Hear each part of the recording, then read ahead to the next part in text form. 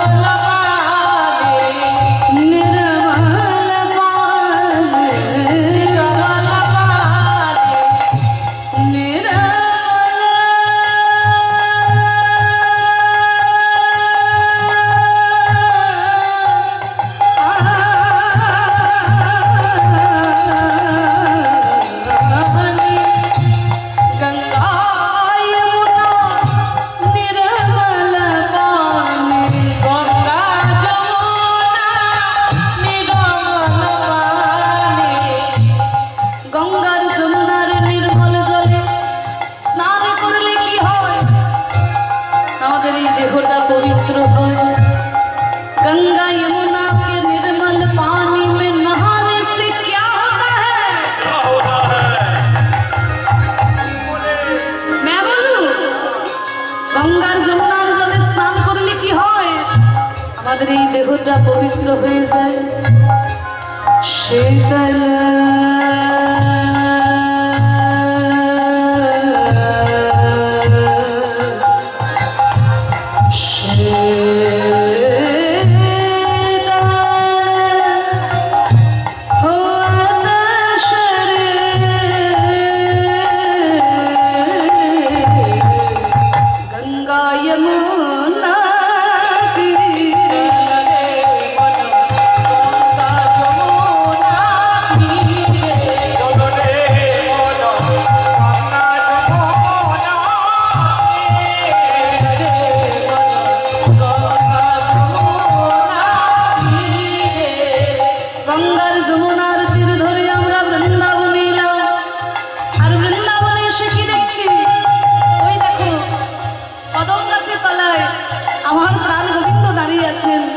কেমন লাগছে?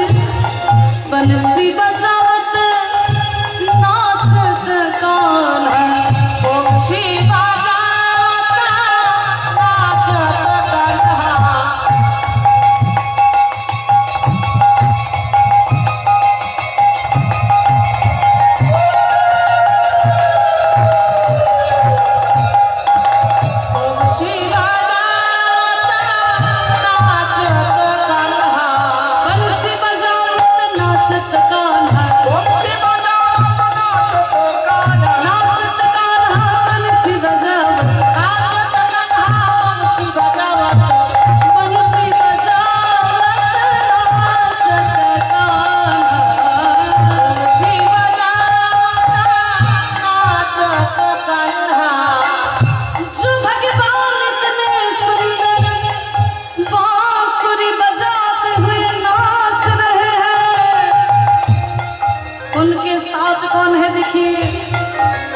সঙ্গে কি আছে? দাদা বলরাম তার সঙ্গে রয়েছে। संग लिए बलवीर चलो गंगा जमुना तीरे, गंगा जमुना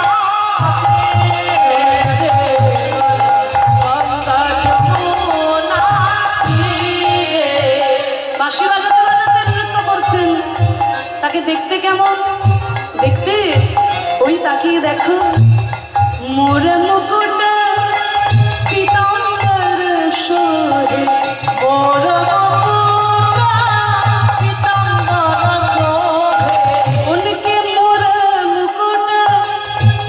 মাথায় রয়েছে ময়ূর মুচ্ছে চূড়া, আর অঙ্গে রয়েছে হলুদ রঙের কাপড়। দেখে মনে হচ্ছে যেন সোনা ঝরে ঝরে পড়ছে। মোর মুকুট পীতাম্বর শোভে, মোর পীতাম্বর শোভে। আর কর্ণে দুলছে কুণ্ডল, হীরের কুণ্ডল ঝলমল ঝলমল করছে। কুণ্ডল कुंडल झलकत रे, गंगा जमुना तीरे चले, गंगा जमुना तीरे, गंगा जमुना तीरे। ও মাই গড, মনে হচ্ছে না এই ভজনটা শুনতে শুনতেই যেন বৃন্দাবনে চলে এলাম। যেন দেখতে পাচ্ছি গোবিন্দ বাঁশি বাজাচ্ছে, দাদা বলরাম সঙ্গে, মাথায় তার চূড়া, গলায় বনমালা, কর্ণে কুণ্ডল। এত সুন্দর এই ভজনটি যিনি লিখেছেন, আমাদের ভারতবর্ষের সর্বশ্রেষ্ঠ সাধিকা ছিলেন মীরাবাই। তিনি লিখেছেন এই ভজনটি। মেরা কে প্রভু গিরিধর নাথ, মেরা কে প্রভু গিরিধর নাথ, প্রভু গিরিধর নাথ, প্রভু গিরিধর নাথ, গিরিধর নাথ।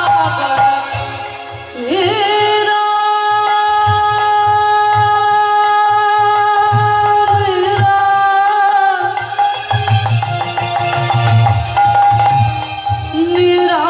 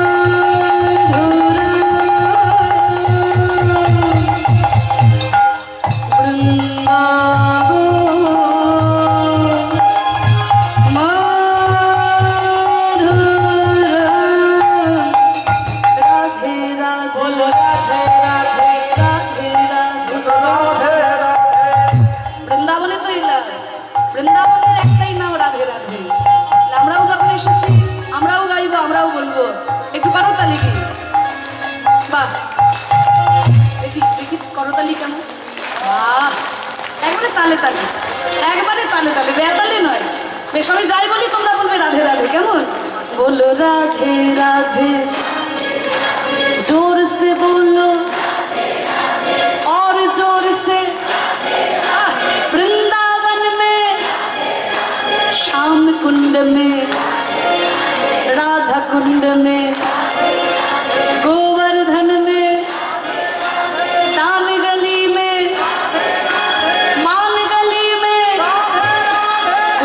सरोवर भक्तों की प्यारी न्यारी न्यारी राधे राधे राधे राधे राधे राधे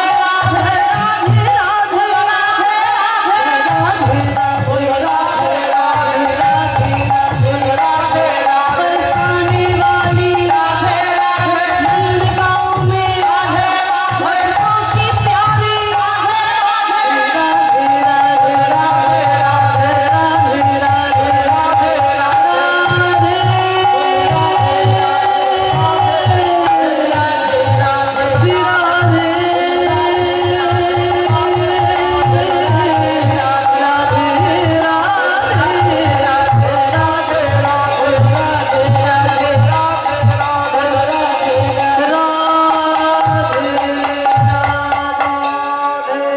बोलो वृंदावन धाम की राधा रानी की गोस्वामी वृंद की अपन अपन गुरु महाराज की हरिनाम संकीर्तन की আজকের হরিবাসর কি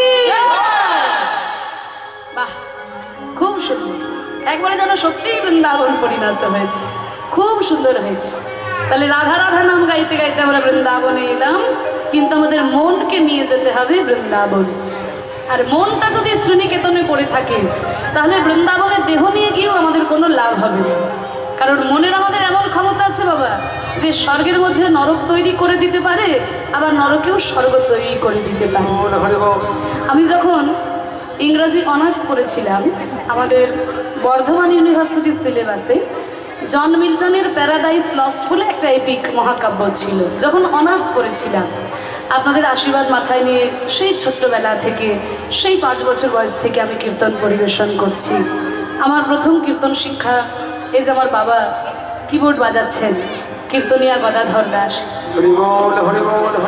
যাক ওনার 5 বছর বয়সে উনি কোলে করে আসরে তুলেছিলেন তখন থেকে কীর্তন পরিবেশন পরবর্তীকালে কীর্তন সম্রাট শ্রী সুমন ভট্টাচার্য মহাশয় কৃপা করেছেন এবং কীর্তনের মূল ঘরানার গান তিনি কৃপা করে শিখিয়েছেন এখানে আজকে দেখতে পাচ্ছি আমরা অনেক কি বলবো মাস্টার মশাই দিদিমণি সবাইকে দেখতে পাচ্ছি আমার স্কুলের অনেক মাস্টার মশাই দিদিমণি এবং আমার কৃষ্ণা আন্টি আমি বলি কৃষ্ণা দত্ত উনি ছিলেন বিশ্বভারতীরই এখানেই অধ্যাপনা করেছেন ওনার কাছে আমার রবীন্দ্রসঙ্গীত শিক্ষা সবাইকে আজকে এখানে এই মঞ্চে কাছে পেয়ে সত্যিই আমার নিজেকে বড় ধন্য বলে মনে হচ্ছে তা সেই সঙ্গে আমি বর্ধমান ইউনিভার্সিটি থেকে ইংরাজি অনার্স করেছি তারপরে এমএ করেছি বর্ধমান থেকে বিএড করেছি তারপরে কলকাতা রবীন্দ্রভারতী বিশ্ববিদ্যালয় থেকে এই কীর্তন বিষয় নিয়ে আমি আরেকটা এমএ কমপ্লিট করলাম আপনারা আশীর্বাদ করবেন যেন হরিনামের সঙ্গে সঙ্গে আমি শিক্ষা ও পড়াশোনার সঙ্গে থাকতে পারি নিতাই গৌর হরি বল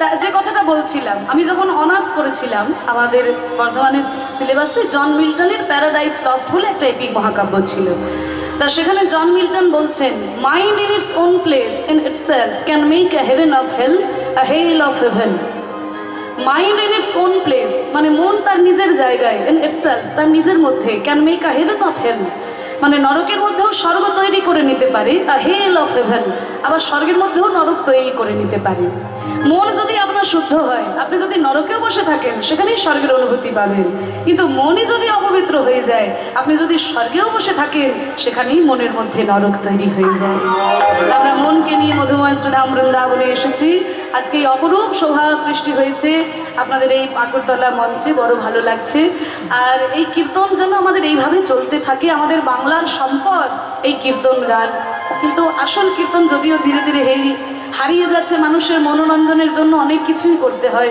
তবে চেষ্টা করে যায় আপনাদের এখানে রয়েছে আমাদের দাদু পশুপতি বাবু উনি ছোট্টবেলা থেকে আমাকে খুব ভালোবাসে সেই 7 বছর বয়স থেকে ওনার সঙ্গে পরিচয় কীর্তন প্রচার করে বেড়ান বিভিন্ন জায়গায় এবং কীর্তন প্রচারক হিসেবে আনন্দবাজার পত্রিকাতে তার নামও উঠেছে হ্যাঁ তাই আপনারাও তো তাকে সম্বর্ধনা জানালেন যেন উনি সুস্থ থাকেন ভালো থাকতে পারেন এই মানুষগুলো আছে বলেই আজকে আমাদের কীর্তন এই জায়গাতে পৌঁছাতে পেরেছে এই এত এত ভক্তের সমাগম হয়েছে কীর্তন শোনার জন্য নিতাই গৌর হরি বল হরি বল তা চলুন রাসলীলা আমরা আস্বাদন করি রাসলীলা আমাদের মতো সাধারণ মানুষের বোধগম্য জিনিস নয় কারণ আমাদের আগে ভালো করে একটু জেনে নিতে হবে যে রাসের শ্রোতাকে আর রাসের বক্তাকে। রাসের শ্রোতা হচ্ছেন স্বয়ং মহারাজ পরীক্ষিত, আর রাসের বক্তা হচ্ছেন শুকদেব গোস্বামীপাদ। একটু ছোট করে জেনে রাখুন। মহারাজ পরীক্ষিত যখন মৃগয়া করার জন্য জঙ্গলে গেলেন, মৃগা মানে শিকার করা, সেখানে জঙ্গলে মৃগয়া করতে করতে তৃষ্ণায় কাতর হয়ে পড়লেন মহারাজ পরীক্ষিত। আর তৃষ্ণায় কাতর হয়ে দেখলেন এক মুনির আশ্রম, শ্রমিক মুনির আশ্রম। তা সেই শ্রমিক মুনির আশ্রমে এসে দেখলেন শ্রমিক মুনি ধ্যান করছেন। মহারাজ পরীক্ষিত তৃষ্ণায় কাতর হয়ে বলে উঠলেন, মুনিবর, তৃষ্ণায় কাতর হয়ে আমি আপনার কাছে ছুটে এসেছি, মুনিবর আপনি কি আমায় একটু জল খাওয়াতে পারেন? ধ্যানমগ্ন শ্রমিক মুনি মহারাজ পরীক্ষিতের কথার কোনো উত্তর দিতে পারলেন না। মহারাজ পরীক্ষিত আবার বললেন, মুনিবর, তৃষ্ণায় কাতর হয়ে আমি আপনার কাছে ছুটে এসেছি, মুনিবর আপনি কি আমায় একটু জল খাওয়াতে পারেন? ধ্যানমগ্ন শ্রমিক মুনি কোনো উত্তর দিতে পারলেন না। এবার কোনো উত্তর না পেয়ে মহারাজ পরীক্ষিত যখন নত শিরে ওই আশ্রম থেকে বেরিয়ে যাচ্ছেন, সেই সময়ে বাবা কলির আবির্ভাব হয়েছিল। এই যে কলি যুগ, কলি মহারাজ পরীক্ষিতের কাছে বলেছিল, মহারাজ আপনার রাজ্যে আমার স্থান দিন। মহারাজ পরীক্ষিত বলেছিল, না না কলি, আমি বেঁচে থাকতে আমার রাজ্যে তোমার কোনো স্থান হবে না, তুমি ফিরে যাও। মহারাজ আপনি আমাকে স্থান না দিলে আমি যাব কোথায়? ঠিক আছে, একমাত্র স্বর্ণের মধ্যে তুমি স্থান লাভ করো, একমাত্র স্বর্ণের মধ্যে তোমার স্থান হবে। স্বর্ণ মানে সোনা। এবার তখন থেকে কলি সুযোগ খুঁজছিল। এবার দেখুন মহারাজ পরীক্ষিত যখন জল না পেয়ে মাথা নত করে শ্রমিক মুনির আশ্রম থেকে বেরিয়ে যাচ্ছেন, আর শ্রমিক মুনি মহারাজ পরীক্ষিতের মাথায় ছিল স্বর্ণ মুকুট মানে সোনার মুকুট। সঙ্গে সঙ্গে কলি ওই শিরোমুকুটে প্রবেশ করলো। আর মহারাজের অহংকার হলো কি, আমার রাজ্যে বসবাস করে শ্রমিক মুনি, আমি মহারাজের কাছে একটু জল চাইলাম, সে আমাকে জল দিতে পারলো না, তবে দেখাচ্ছি। এই বলে রাস্তায় পড়েছিল একটা মরা সাপ, ওই মরা সাপটাকে নিয়ে গিয়ে ধ্যানমগ্ন শ্রমিক মুনির গলায় ঝুলিয়ে দিলে চলে গেলেন মহারাজ। কিছুক্ষণ পরে শ্রমিক মুনির পুত্র সিংহী এসে দেখে কি তার পিতার গলায় ঝুলছে মরা সাপ। অভিশাপ দিয়ে বলে উঠলো, ওরে মূর্খ, আমার পিতার গলায় মরা সাপ ঝুলিয়ে দিস? আমি তোকে অভিশাপ দিলাম, 7 দিনের মধ্যে তোর তক্ষক দংশনে মৃত্যু অনিবার্য। মুনিবর বলে উঠলো, বাবা সিংহী, মহারাজ আমার কাছে একটু জল চলে চাইছিল, আমি তাকে দিতে পারি না। বাবা আমি যখন অভিশাপ দিয়েছি তখন তো অবশ্যই ফলবে, তাহলে তুই অন্তত মহারাজকে জানিয়ে দিয়ে আয় যে 7 দিনের মধ্যে তার তক্ষক দংশনে মৃত্যু হবে। মহারাজ পরীক্ষিতকে যখন জানানো হলো যে 7 দিনের মধ্যে তার তক্ষক দংশনে মৃত্যু হবে, মহারাজ পরীক্ষিত যখন জানতে পারলেন জীবনে তারা 7টা দিন পরে আছে, তখন সব কিছুকে পরিত্যাগ করে রাজ্যভার দান করে দিয়ে ছুটতে ছুটতে চলেছেন কোথায় না, হরিকে পাবার দ্বার হরিদ্বার। যখন বুঝতে পারলেন, দেখুন এই জীবনের 7টা দিন যে শুধু মহারাজ পরীক্ষিতের তা কিন্তু নয়, একটু তত্ত্ব দিয়ে বুঝে দিন। আমাদের সবার জীবনেই কিন্তু এই 7টা দিনই রয়েছে। এই যে রবি সোম মঙ্গল বুধ বৃহস্পতি শুক্র শনি, এই 7টা দিনের বাইরে কি কোনোদিন আপনার বা আমার মরণ হবে, মৃত্যু হবে? এই 7 দিনের মধ্যেই আমারও মৃত্যু হবে, আপনারও মৃত্যু হবে, পৃথিবীর সকলের মৃত্যু হবে। কিন্তু আমরা বুঝতে পারি না, তাই অহংকার করি, আমার ঘর, আমার বাড়ি, আমার টাকা পয়সা, আমার জায়গা জমি। কিন্তু যখন বুঝতে পেরে যায় তখন আর কিছু চাই না, সব কিছু পরিত্যাগ করে হা গোবিন্দ কিছু চাই না বলে তখন সে তার চরণে ছুটে যায়।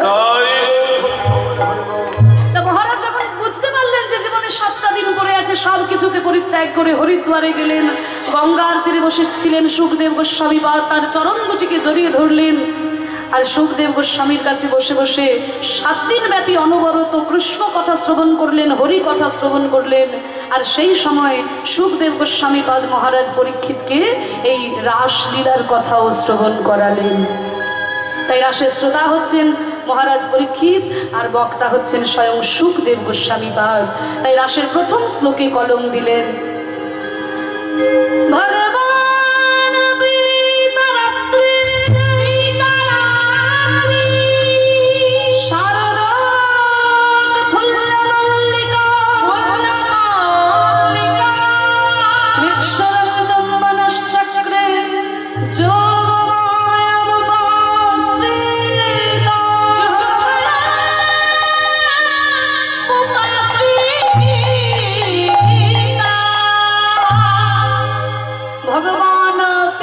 রাত্রি, ভগবান অপি মানে ভগবান হয়েও। এটা সব সময় মনে রাখতে হবে, যিনি রাসলীলা করেছেন তিনি কিন্তু সাধারণ কোনো রাখাল ছেলে নয়। তাকে রাখাল ছেলে বলে কখনো ভুল করে নিও না, বারবার বলছে তাই। অনেকে এসে বলে দিদি এই কৃষ্ণ করেছে রাসলীলা, আমরা করলেই দোষ। বলে বাবা, কৃষ্ণ যেমন রাসলীলা করেছিল, কৃষ্ণ কিন্তু বাঁ হাতের কড়ি আঙুলে গিরি গোবর্ধনও ধারণ করেছিল। তুমি রাসলীলার সঙ্গে কৃষ্ণের সঙ্গে নিজের তুলনা করো আর গিরি গোবর্ধন ধারণ করে দেখাও। তোমাকে গিরি গোবর্ধন ধরতে হবে না, বাঁ হাতের কড়ি আঙুলে করে তুমি একটা ইঁট ধরো, আগে একটা ইঁট ধরো, তারপর কৃষ্ণের সঙ্গে নিজের তুলনা করবে। কারণ তাকে রাখাল ছেলে বলে ভুল করে নিও না। রাখাল ছেলে বৃন্দাবনে গরু চড়াচ্ছেন আর তার সঙ্গে নিজেদের তুলনা করে নিলে এই রাখাল ছেলেদের মাঠে ঘাটে গরু চড়িয়ে বেড়ায়, এটা কখনোই করবে না। কারণ বারবার বলে দিচ্ছেন, যিনি রাসলীলা করছেন তিনি হচ্ছেন ভগবান, সেই গোলকের বিষ্ণু। এটা যেন ভুলে যেও না। কোনো দেশের প্রধানমন্ত্রী যদি নাটকের অভিনয় করার জন্য একটা চাকর সাজে, তাহলে কি সে চাকর হয়ে যায়? অভিনয় করার জন্য চাকর সেজেছে, তা যতক্ষণ অভিনয় করলো চাকরের রোল। এবার যখনই মঞ্চ থেকে নেমে গেল সে কিন্তু দেশের প্রধানমন্ত্রী। তাই তিনি রাখাল ছেলে সেজে এসেছেন বলে তাকে রাখাল বলে ভুল করো না। হ্যাঁ, তাহলে ভগবান অপি মানে ভগবান হয়েও তার রাত্রিতে, মানে সেই রাত্রিতে, কোন রাত্রিতে? শারদোৎফুল্ল মল্লিকা, শারদীয়ার উৎফুল্ল মল্লিকা যুক্ত রাত্রিতে বিক্ষারন্তম মনশ্চক্রে মনে মনে বাসনা করলেন রাসলীলা করার, যোগ মায়া উপাশ্রিতা, যোগ মায়াকে আশ্রয় করে। তাই শ্লোকের মধ্যে বারবার বলে দিচ্ছে যে ভগবান রাসলীলা করছেন, তিনি কিন্তু সাধারণ কোনো রাখাল ছেলে নয়। বৃন্দাবনে খেলা করেছেন, ওটা কিছুদিনের খেলা, কিন্তু তার চিরস্থায়ী জায়গা কোথায় খেলার? আমাদের কবি নজরুল ইসলাম বলেছেন না, খেলিছ কিভাবে, একটু গাইব না? খেলিছ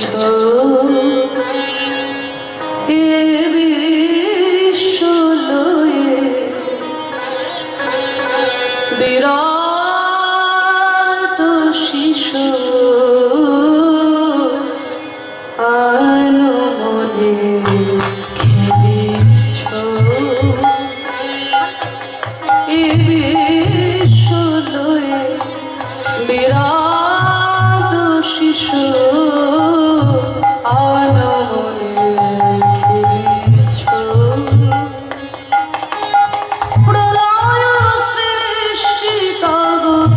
পুতুল খেলা নিরজনে প্রভু নিরজনে খেলিছ।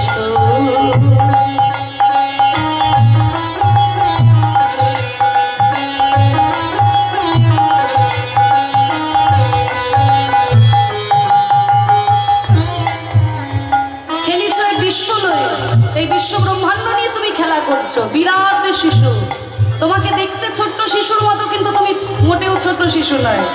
কারণ তার ওই ছোট্ট মুখের মধ্যে সারা পৃথিবী দেখেছিল মা যশোদা।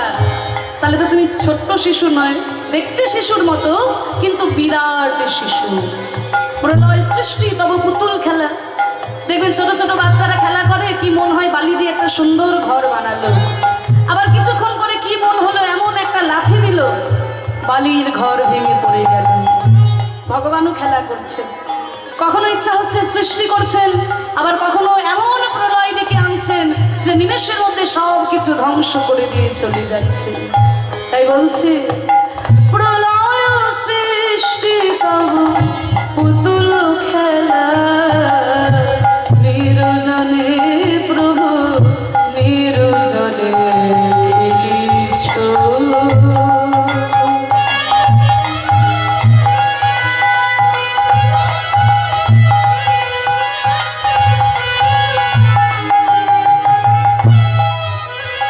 তাহলে ভগবান খেলা করছেন এই বিশ্ব ব্রহ্মাণ্ড নিয়ে। বৃন্দাবনে কিছুদিন খেলেছেন, তার খেলার চিরস্থায়ী জায়গা কোথায়? শূন্য মহা আকাশে তুমি মগ্ন লীলা বিলাসে, শূন্য মহা আকাশে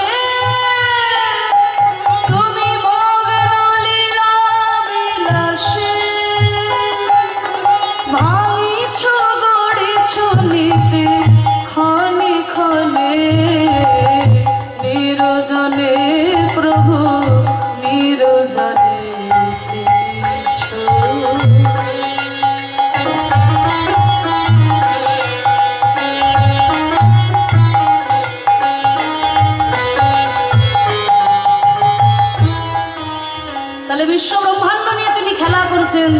তাহলে ভগবানের খেলনা কি?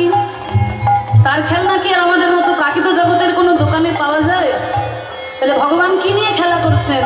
নজরুল বলছে, দেখুন, তারকার বিশ্বসী খেলনা তব হে উদাসী পড়িয়া আছে রামা পায়ের কাছে রাশি রাশি। তারকার বিশ্বসী খেলনা তব। ছোট ছোট বাচ্চারা খেলে না লাট্টু চরকা বল নিয়ে, লাট্টুকে ঘুরিয়ে দেওয়া হয়, কিছুক্ষণ পরে লাট্টু থেমে যায়। ভগবানও খেলছেন। এ দেখুন, এই পৃথিবীরূপী লাট্টুকে এমন ঘুরিয়ে দিয়েছেন, ঘুরেই চলেছে আর থামার নাম নাই। যেদিন থেমে যাবে সব কিছু ধ্বংস হয়ে যাবে। চন্দ্র, সূর্য, গ্রহ, তারা এগুলো তার খেলনা, পায়ের তলায় পড়ে থাকে। তারকার বিশ্বসী খেলনা তব হে উদাসী পড়িয়া আছে রামা পায়ের কাছে রাশি রাশি নিত্য তুমি হে উদাস সুখে দুঃখে অবিকার নিত্য তুমি হে উদাস সুখে দুঃখে অবিকার হাসিছ খেলিছ তুমি আপন সনে নিরজনে প্রভু নিরজনে খেলিছ এ বিরাট শিশু আনন্দে খেলিছ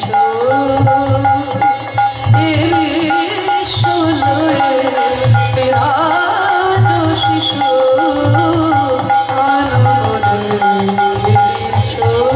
আনন্দে খেলিছ খেলিছ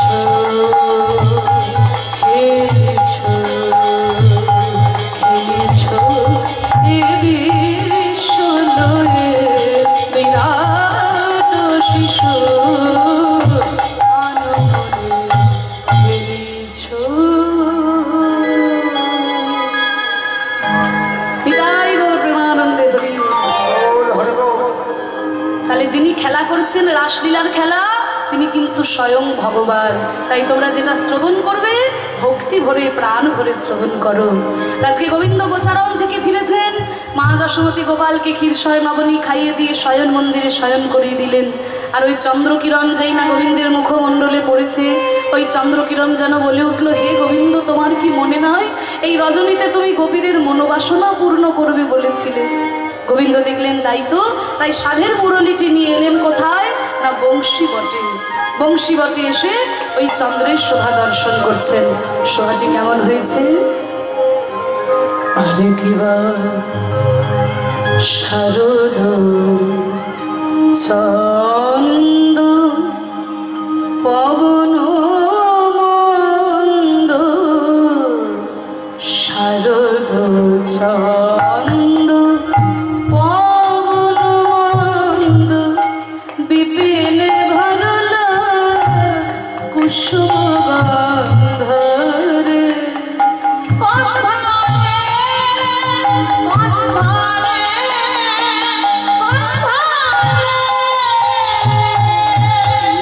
শারদ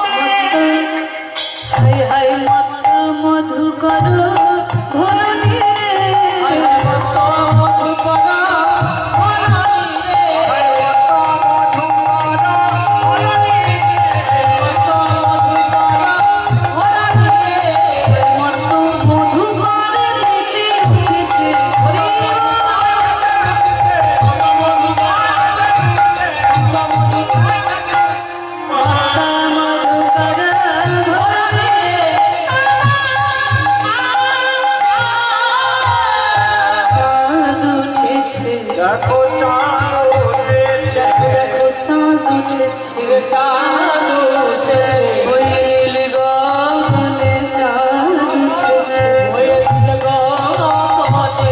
চাঁদ উঠেছে চাঁদ তারার মালা গলায় পরে নীল গগনে চাঁদ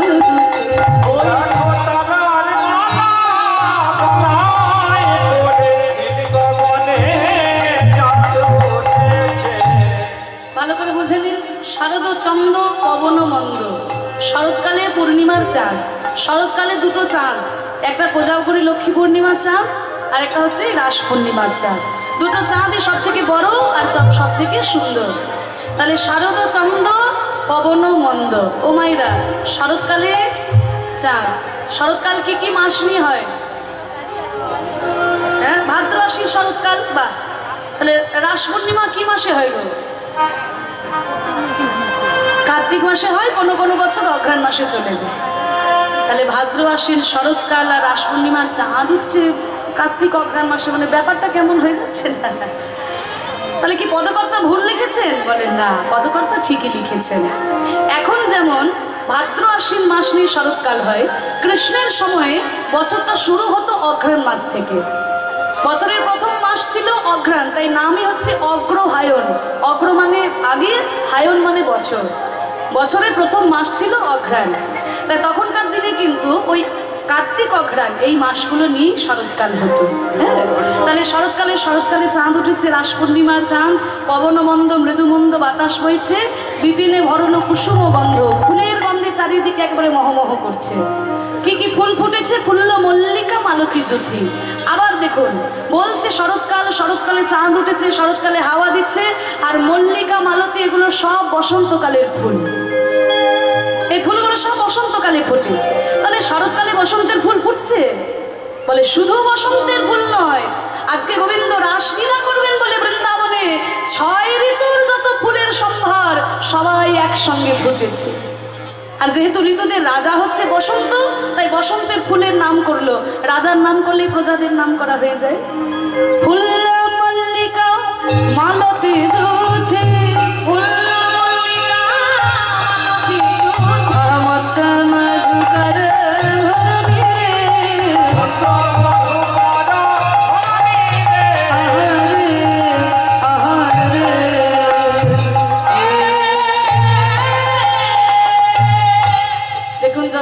যখনই ফুল ফুটেছে অমনি যত ভ্রমরের প্রাদুর্ভাব হয়েছে।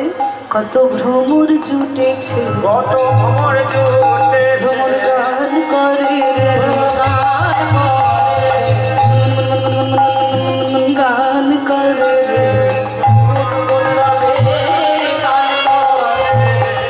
ফুলের চারে পাশে ঘিরে গান করে।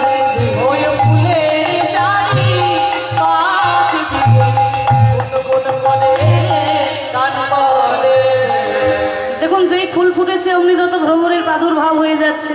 আর অন্যদিন দেখা যায় যে ভ্রমর চঞ্চল থাকে, ফুল স্থির থাকে, কিন্তু আজকে দেখা যাচ্ছে ভ্রমর স্থির, ফুল যেন চঞ্চল হয়ে উঠেছে।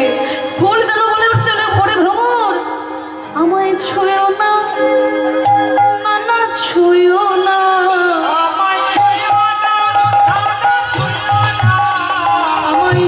না, না না ছুঁয়েও না।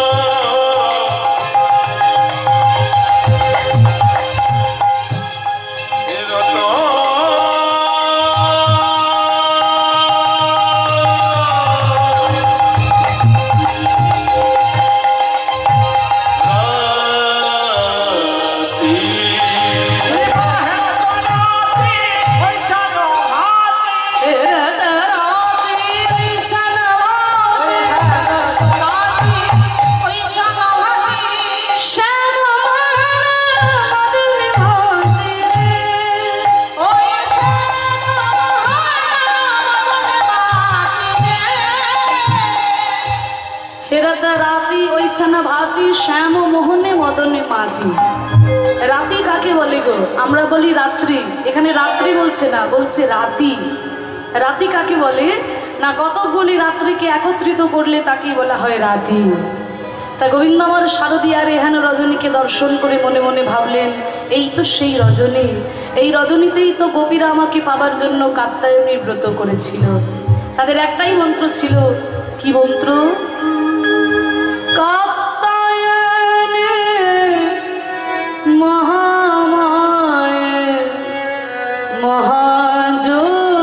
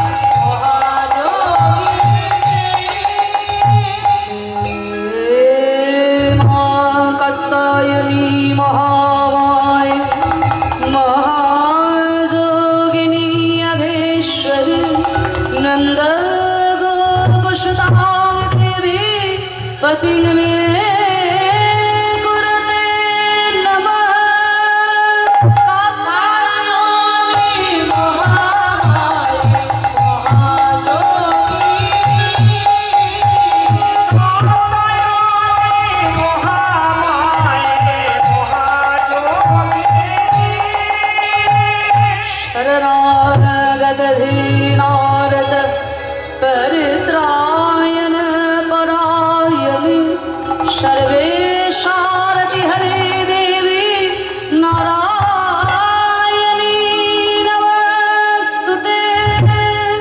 त्वं स्वाहा त्वं स्वधा त्वं हेव शतकार स्वरात्मिका सुधा तमक्षरे नित्ये त्रिधामात्रमिका स्थिता अर्धमात्रा स्थिता नित्या या रुचार्य विशेषतः तमेव सा तं सावित्री तं देवी जननी परा त्वयैव धार्यते सर्वं त्वयि तत्सृज्यते जगत् त्वयि तद्बाल्यते देवी तवक्षन्ते च सर्वदा विशिष्टो सृष्टिरूपात्मक स्थितिरूपा च पालने तथा संहृतिरूपान्ते जगतो श्रीजगन्मये महाविद्या महामाया महामेधा महास्मृति महामोहा जलति महादेवी महाशूली प्रकृतित्वंश्च सर्वस्य गुणात्रय विभाविनी कालरात्रिर्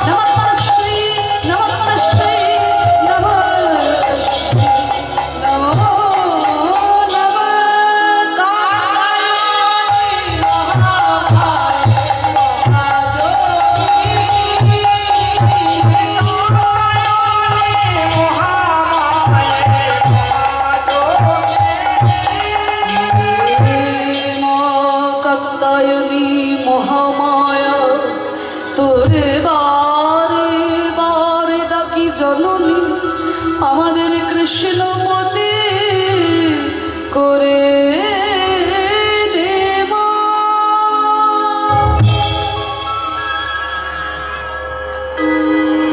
আবির্ভূতা হলেন দেবী কাত্যায়নী।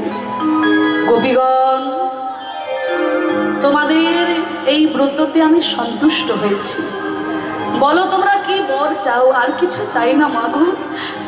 ওই নন্দের নন্দন যশোদা সুত কৃষ্ণকে আমরা নিজেদের প্রতিরূপে পেতে চাই। যোগমায়া বললেন তাই হবে। আগামী শারদীয়ার পূর্ণ রজনীতে তোমাদের সকলের মনোবাসনা পূর্ণ হবে। তোমরা গোবিন্দকে নিজেদের প্রতিরূপে পাবে। তা সেই যে ব্রত করেছিল ব্রজগোপীগণ, এই ব্রতটা কিন্তু এখনো বৈষ্ণবরা করে। কখন করা হয় না, দেখবে দুর্গা পুজোর পরে যে একাদশীটা, সেই একাদশী থেকে উত্থান একাদশী পর্যন্ত বৈষ্ণবরা নিয়ম সেবা করে না? দামোদর মাসে নিয়ম সেবা। তারপরে এই যে একাদশী পর্যন্ত সময়টা, এইটাই হচ্ছে ব্রত করেছিল ব্রজগোপীগণ। বৈষ্ণবরা এখনো করে। তারপরে যোগমায়ের কাছে বর পেলে, তারপরে দ্বাদশী, ত্রয়োদশী, চতুর্দশী, তারপরে রাস পূর্ণিমা। তাহলে আগামী শারদীয়ার রাস পূর্ণিমা তিথিতে তোমাদের সকলের মনোবাসনা পূর্ণ হবে। তা আজকে গোবিন্দ যখন বংশীবটে এসে দাঁড়ালেন, দেখলেন এই তো সেই বংশীবট, আজকের দিনেই তো গোপীদের মনোবাসনা পূর্ণ করব। তাহলে এই রজনীকে দর্শন করে গোবিন্দ মনে মনে ভাবছেন, হেরাত রাতে ওই ছানা ভাতি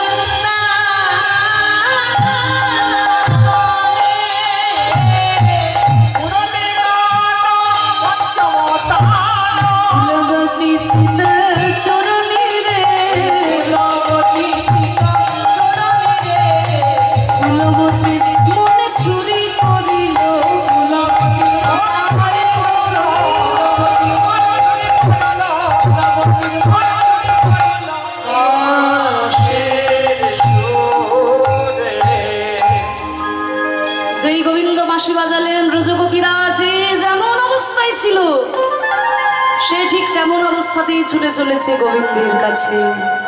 বাঁশি যখনই গোবিন্দ বাজালেন মাগো, আর ব্রজগোপীরা কেউ ঘরে থাকতে পারল না।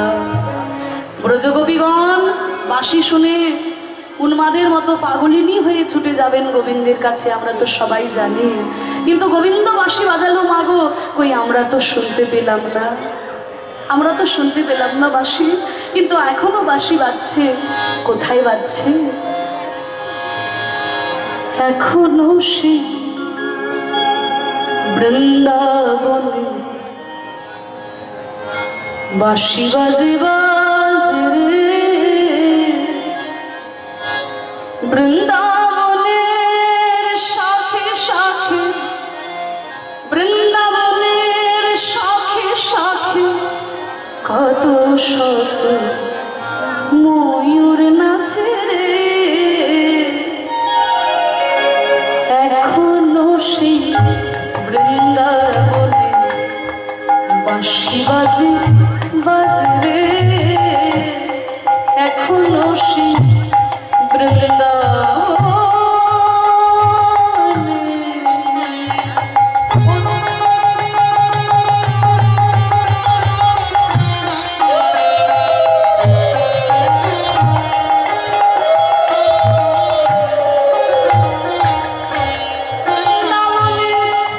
শাখে শাখে বৃন্দাবনের শাখে শাখে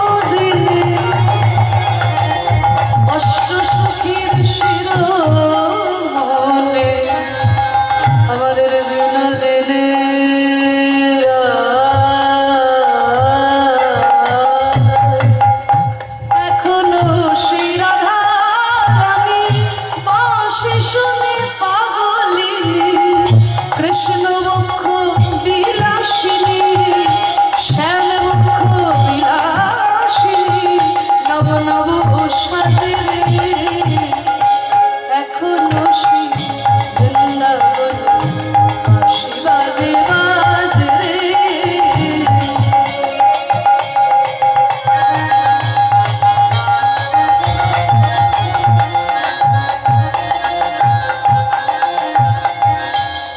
এত সুন্দর এই যে গানটি এখনো বৃন্দাবনে বাঁশি বাজছে, এখনো রাধারানী অভিসারে যায়, এখনো ধেনুগণ ধুলো উড়িয়ে গোবিন্দের সঙ্গে খেলা করতে যায়।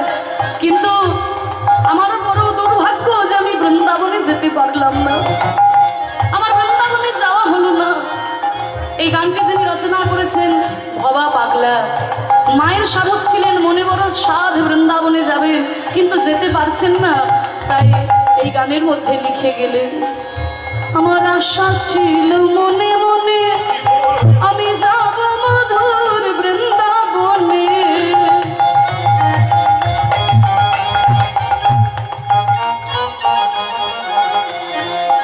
আমার আশা ছিল মনে মনে আমি যাব মধুর বৃন্দাবনে।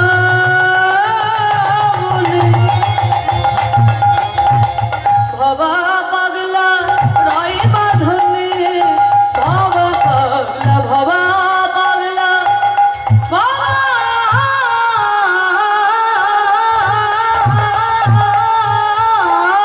পাগলা রয় বাঁধনে মায়ের সাধনে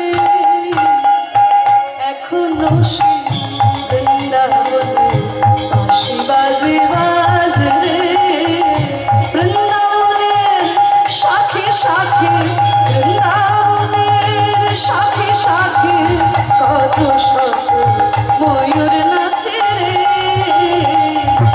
এখনো সেই বৃন্দাবনে বাঁশি বাজে বাজে রে এখনো সেই বৃন্দাবনে এখনো সেই বৃন্দাবনে এখনো সেই বৃন্দাবনে। হ্যালো, আজকে এই স্থলেই তো বৃন্দাবন আমি রচিত হয়েছে। নয়নাকে একটা অনুরোধ করবো হ্যাঁ, যে যদিও রাস হ্যাঁ। আমাকে জনগণ বলছেন যে তোমার এই ইংরাজি যে কীর্তনের পদাবলীটা ছোট্ট করে, বেশি করতে হবে না, ছোট্ট করে একটু ছড়িয়ে। আচ্ছা ঠিক আছে, শেষকালে গাইব। হ্যাঁ, এখন গেয়ে দিলে সব শুনে ঘর চলে যাবে। রাস তো রাস গাও।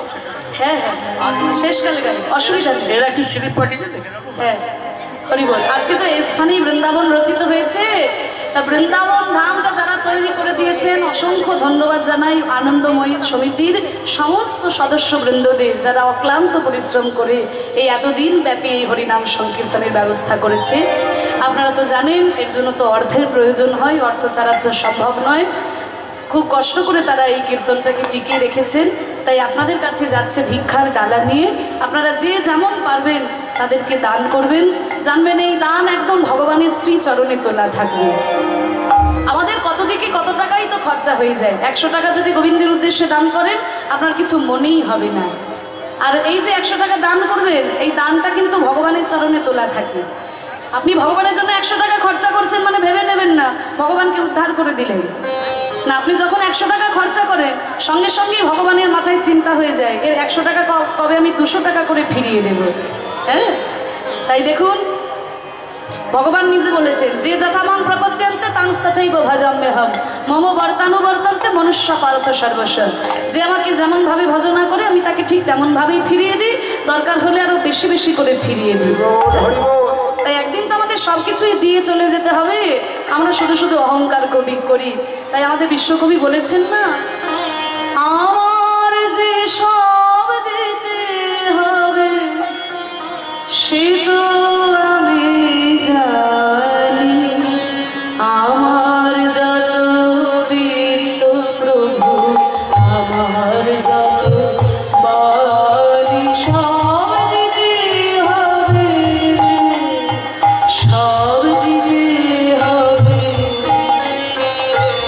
একদিন সব কিছুই দিয়ে চলে যেতে হবে।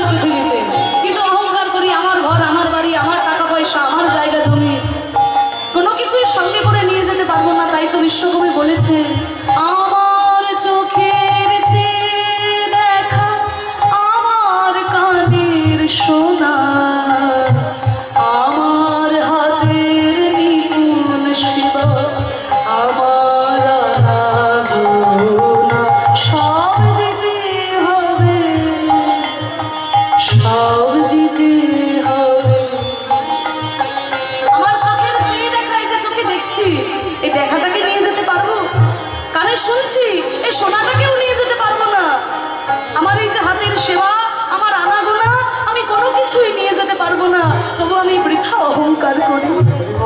আমার চোখের চেয়ে দেখা, আমার কানের শোনা, আমার হাতের নিপুণ সেবা, আমার আনাগোনা সব দিতে হবে, সব দিতে হবে।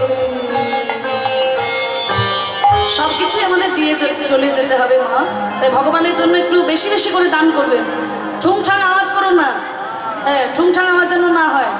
সবাই নিস্তব্ধ করে গান শুনছে, ঠুংঠাং আওয়াজ যেন না হয়, একটু যেন খটমট আওয়াজ হয়। নিতাই গৌর। না না, কোনো বাধ্যবাধকতা নয়, নিজেদের সাধ্য মতো দান করবেন, মুখে যেন হাসি থাকে। এবার দেখুন, গোবিন্দ যখনই বাঁশি বাজিয়ে দিয়েছেন, ব্রজগোপীরা যে যেমন অবস্থায় ছিল সে ঠিক তেমন অবস্থাতেই ছুটে চলেছেন গোবিন্দের কাছে। কোন গোপী শিশুকে কোলে করে নিয়ে দুগ্ধ পান করাচ্ছিল, হঠাৎ যেই গোবিন্দের বাঁশি শুনতে পেল, শিশুটিকে মাটিতে ছুঁড়ে ফেলে দিয়ে চলে গেল গোবিন্দের কাছে। কোন গোপী স্বামীর কাছে শয়নে ছিল, হঠাৎ যে গোবিন্দের বাঁশি বেজেছে, সেই গোপী যেতে গিয়েছে, তার স্বামী ধরেছে, তুমি কোথায় যাচ্ছ? এই ঘোর রজনীতে তুমি কোথায় যাচ্ছ? সেই গোপী বলছে, স্বামী, স্বামী তুমি শুনতে পাচ্ছ না? আমার গোবিন্দ আমায় বাঁশি বাজিয়ে ডাকছে, তুমি শুনতে পাচ্ছ না? কি বললে তুমি? তোমার গোবিন্দ তোমায় বাঁশি বাজিয়ে ডাকছে, আর আমি ঘোর রজনীতে, অর্ধ রজনীতে তোমাকে সেই পরপুরুষের কাছে যেতে দেব? শোনো, আমি তোমাকে অগ্নি সাক্ষী করে বিবাহ করেছি, তোমার উপর আমার পূর্ণ অধিকার আছে, আমি তোমাকে কোথাও যেতে দেব না। এই বলে একটা ঘরের মধ্যে তালা বন্ধ করে রেখে দিলেন সেই গোপীকে। সেই গোপী কাঁদছে, দেখা দাও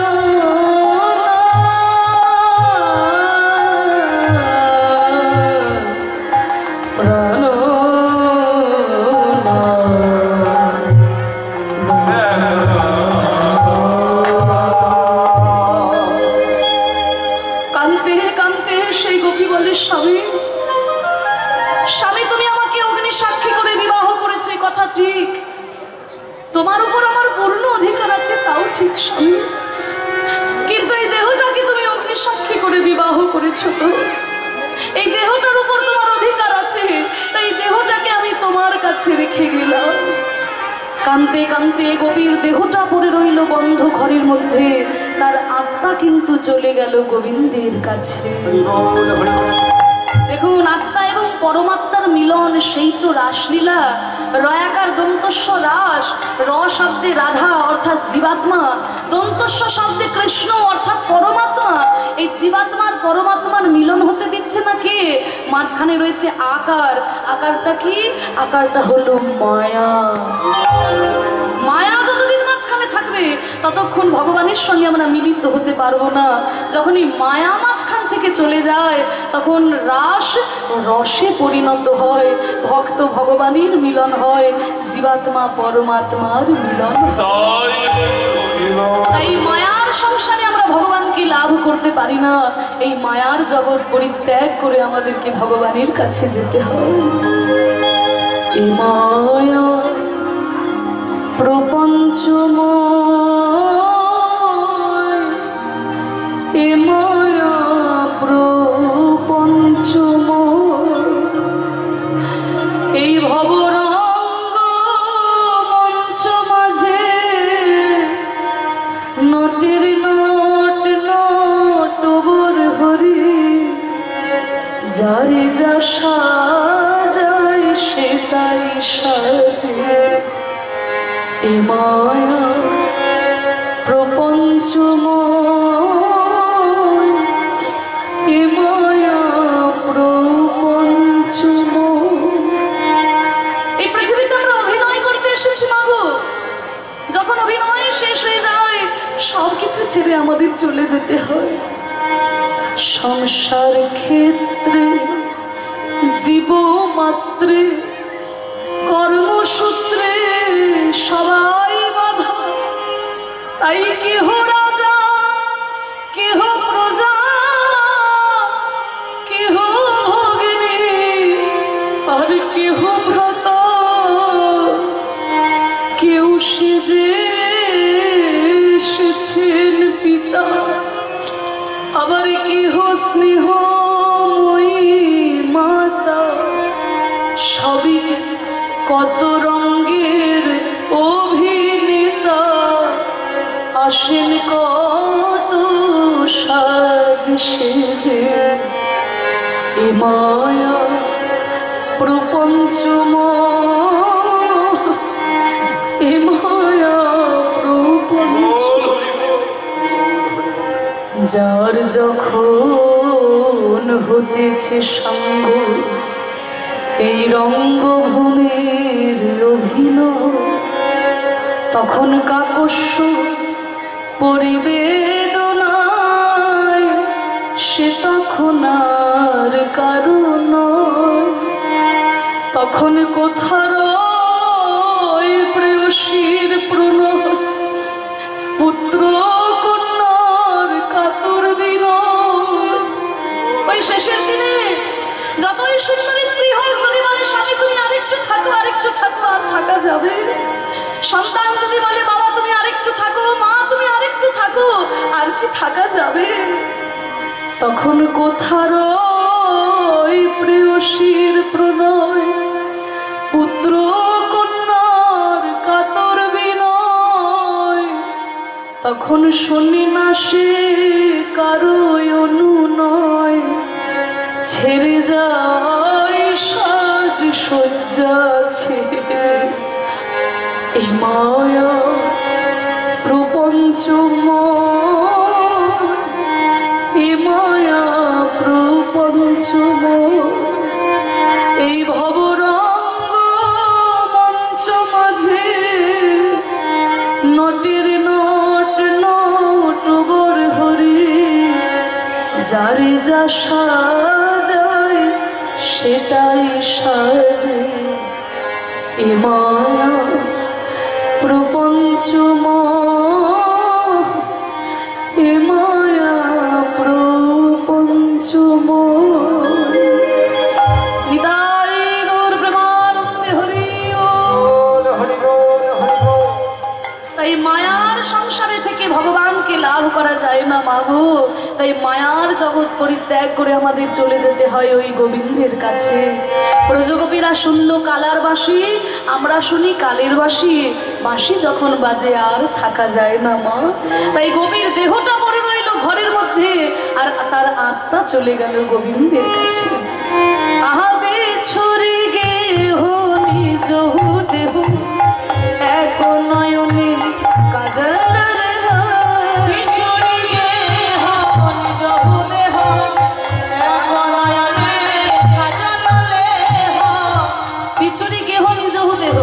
নিজের দেহকে পরিত্যাগ করেছে কেউ, আবার কেউ করেছে কি একটা চোখে কাজল করেছে, কেউ একটা কানে কানের পরেছে, কেউ একটা হাতে চুড়ি পরেছে, কেউ একটা পায়ে নুপুর পরেছে, এইভাবে সেজেছে। বিছুরি গেহ নিজ দেহ, এক নয়নে কাজল রে, বিছুরি গেহ নিজ দেহ, এক নয়নে কাজল রে, বাহি রঞ্জিত মঞ্জরি এক এক কুণ্ডল দোলনী,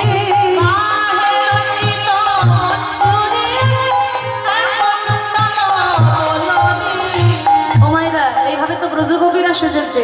আর আমার রাধারানী কেমন ভাবে সাজছেন গো, আমাদের রাই সাজে বাঁশি বাজে, কিছু না পড়িল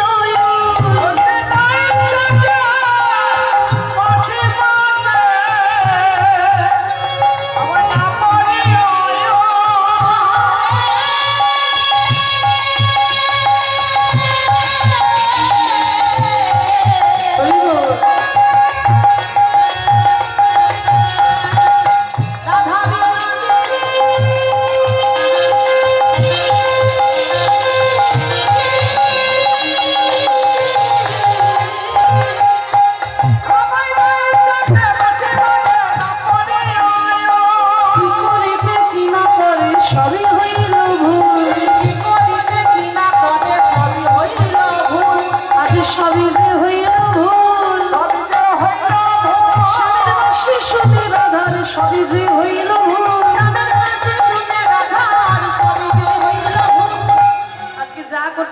সব ভুল হয়ে যাচ্ছে, যাই করতে যাচ্ছে ভুল হয়ে যাচ্ছে। কি করছে জানো রাধে?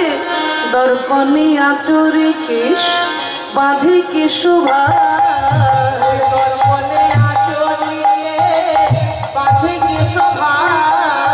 আরে পায়ে বাঁধে ফুলের মালা না করে বিচার।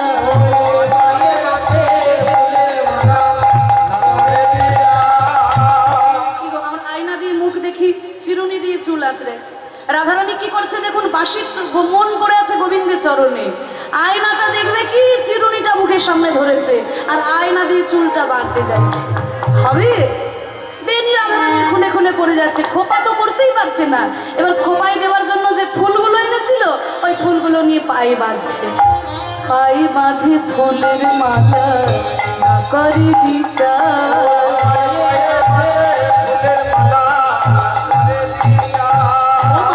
চরণে কাজল দিল আর নয়নে আলতা,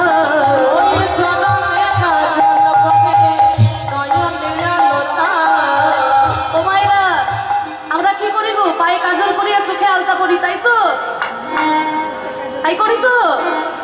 ওই দেখো ঠাকুমা আমার ঝুলতে ঝুলতে বলছে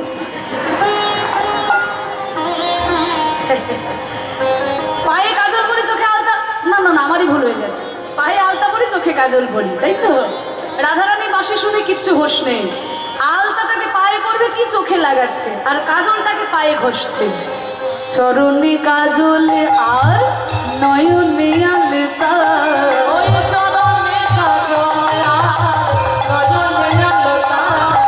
আর হৃদয় মাঝারে মাখে বঙ্কুরাজের পাতা।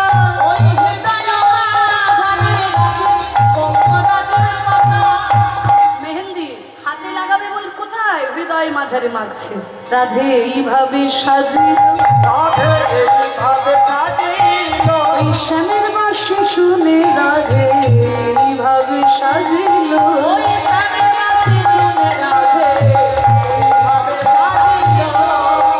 এবার সবাই মিলে যখন সুন্দর করে সেজে নিয়েছে, রাধারানীর কাছে এসে বলছে, রাধে তুই কোনোদিন নিজের হাতে সাজিসনি, আর এইভাবে সেজে যদি গোবিন্দের কাছে যাস, গোবিন্দ তোকে দেখে অজ্ঞান হয়ে পড়ে যাবে।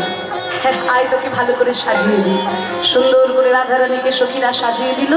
এবার সবাই মিলে চলেছে গোবিন্দের কাছে। কেমন ভাবে? শিখিল চন্দন বিকবন্ধ,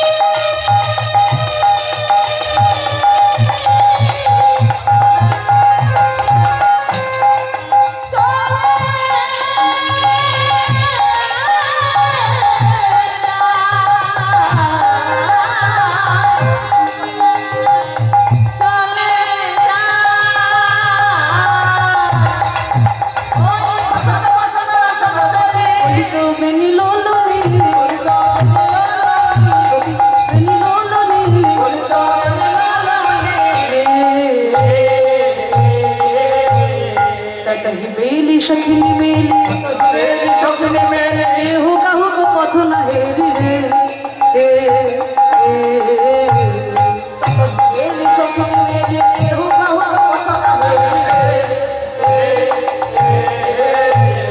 ওইখানে মিলল গোকুল চন্দ্র, ওইখানে মিলল গোকুল চন্দ্র। এই যে দেখুন পুরো পদটা আপনারা শুনলেন, সেই শারদ চন্দ্র থেকে শুরু হয়েছে, এখনো পর্যন্ত চলছে। যিনি রচনা করেছেন, মধ্যযুগের সর্বশ্রেষ্ঠ পদকর্তা ছিলেন গোবিন্দ দাস। তাকে একটু প্রণাম করবেন না? গোবিন্দ দাস বলনি, গোবিন্দ দাস বলনি।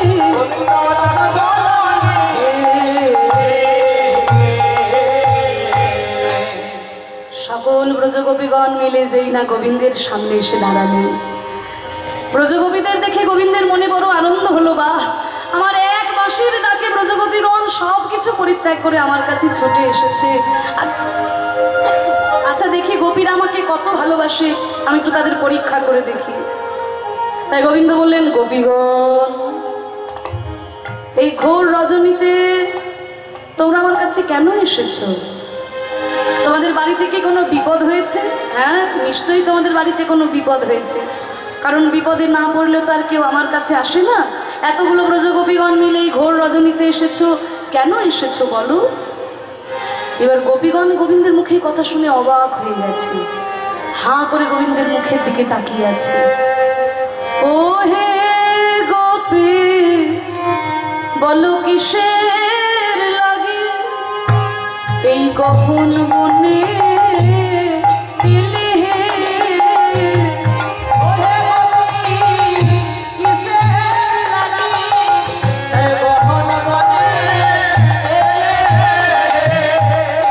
তোমরা রাজনন্দিনী রাজার ঝে, লোকে শুনলে বলবে কি তোমরা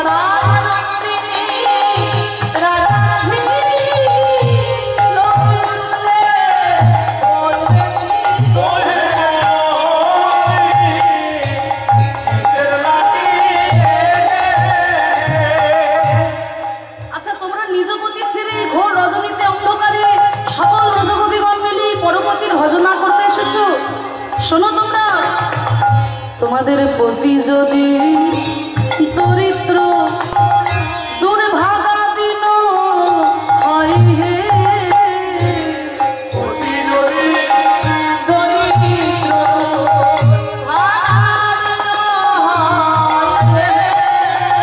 নিজ পতি ছাড়ি পরপতি ভজা পত্নী ধর্ম নয় হে।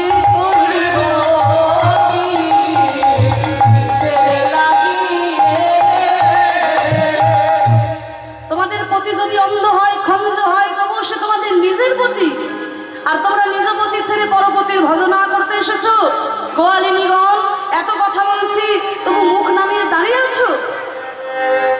দেখুন মায়েরা, এত কথা বলছেন, গোয়ালিনী বলে গালাগালি দিচ্ছেন, কটু কথা বলছেন। শোনো, সর্বাঙ্গ সুন্দর যুবা সর্বগুণাশ্রয় হোক না, সর্বগুণাশ্রয় হোক না, তবু পরপতির লালসা পত্নী ধর্ম নয়।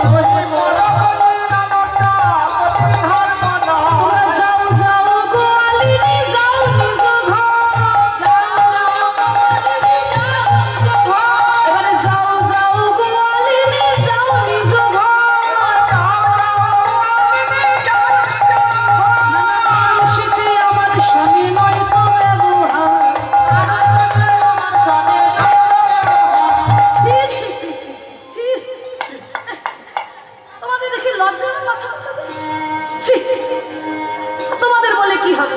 তোমাদের লাজ লজ্জা আছে? লাজ নাই, লাজ লাজ নাই, লাজ এই মায়া আমি লাজে মরে যাই, লাজ নাই, লাজ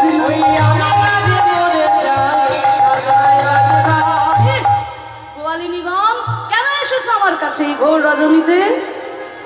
দেখুন মায়েরা, গোবিন্দ নিজেই গোপীদের বাঁশি বাজিয়ে ডেকে আনলেন। ব্রজগোপীরা সব কিছু পরিত্যাগ করে কুল মর্যাদা বিসর্জন দিয়ে গোবিন্দের কাছে ছুটে এলেন। আর এসে বলছো, কেন এসেছো? এই যে আপনাদের শ্রীনিকেতনে আমি এসেছি, আমাকে যদি কেউ বলে, আচ্ছা নয়না মা, আজকে দুপুরে তুমি আমাদের বাড়ির সেবা করবে। এবার আমি স্নান টান করে তৈরি হয়ে তাদের বাড়িতে যাব। এবার গিয়ে যদি বলে, কি ব্যাপার নয়না, কি মনে করে আমাদের বাড়ি এসেছো? কি মনে করে আমাদের বাড়ি এসেছো? তাহলে আমার কেমন অবস্থা হবে বলুন দেখি। তা আমার থেকে 100 গুণ বেশি অবস্থা হচ্ছে গোপীদের। গোবিন্দ নিজেই বাঁশি বাজিয়ে ডেকে আনলো। এই অর্ধ রজনীতে তারা ছুটে এসেছে, সব কিছু বিসর্জন দিয়ে ছুটে এসেছে। আর এসে বলছে, কেন এসেছো?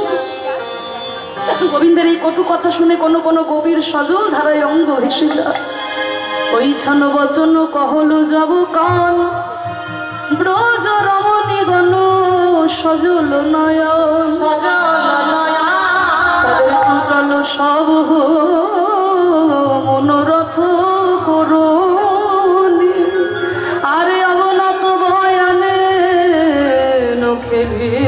ক্ষুধর নয়ন ধারায় অঙ্গ ভেসে যাচ্ছে, অনেকক্ষণ ধরে কাঁদছে, কিন্তু তাদের মধ্যে কেউ কেউ ছিল মুখরা গোপী, উল্টে গোবিন্দকেই দোষারোপ করতে শুরু করলো। অনেক তোমার কথা শুনেছি গোবিন্দ, আর তোমার এত কথা শুনবো না।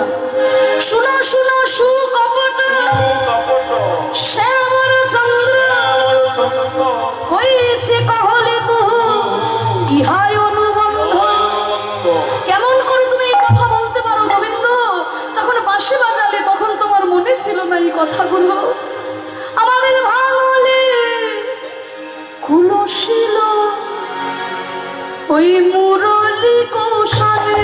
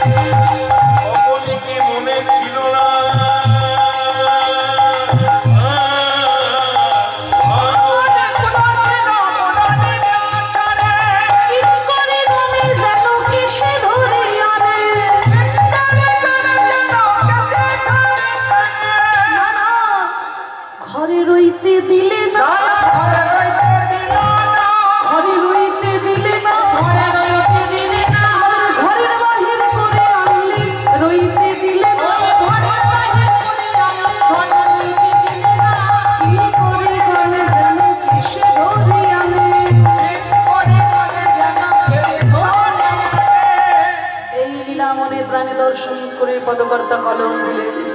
হরে পদ সাদ তুহু করত আনন্দ নিরখয়ে গোবিন্দ দাস। গোবিন্দ বললেন, গোপীগণ, এতক্ষণ আমি তোমাদের পরীক্ষা করছিলাম। গোপীগণ, তোমরা সকলেই আমার এই পরীক্ষায় উত্তীর্ণ হয়েছ। এবার তোমরা সকলে মিলে এই রাস মঞ্চটিকে সজ্জিত করো। ব্রজগোপীগণ সকলে মিলে রাস মঞ্চটিকে সাজাচ্ছেন।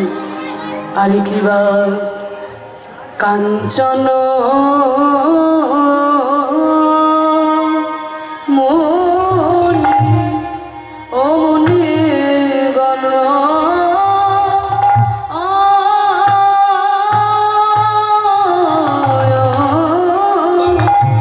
কাঞ্চন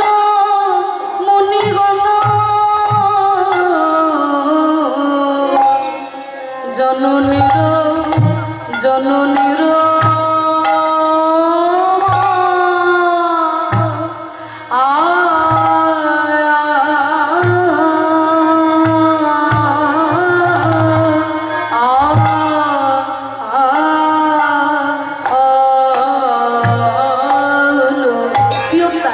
ছয় চার ছন্দ। কাঞ্চন মুনিগণ জননীর মল রে আহা রে আ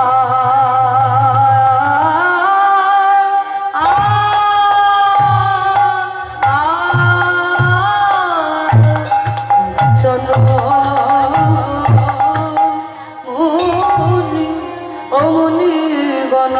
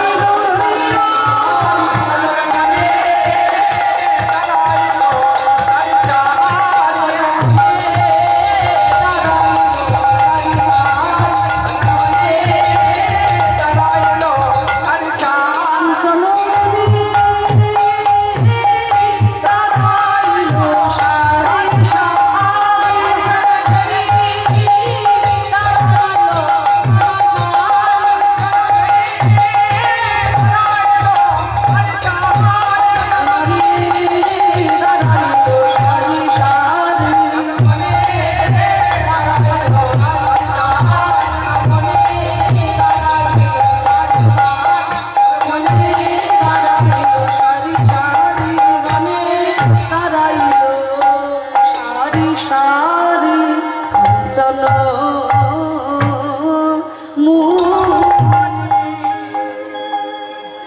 এই বড় তালগুলোই আমাদের কীর্তনের সম্পদ বাবা। রাস গানে আর নেই, এই একটাই রয়েছে, একটু গাইলাম।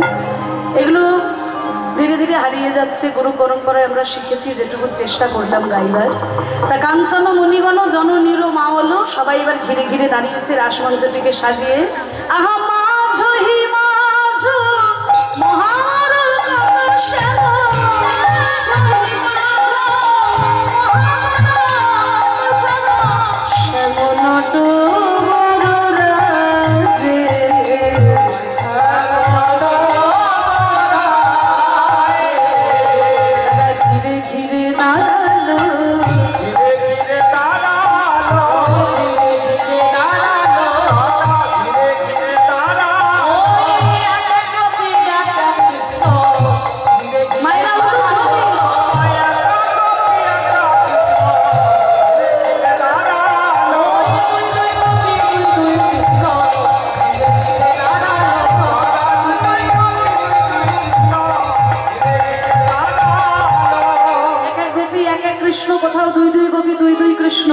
সবাই আজকে বলছে কৃষ্ণ আমার, আমার কৃষ্ণ, আমার কৃষ্ণ।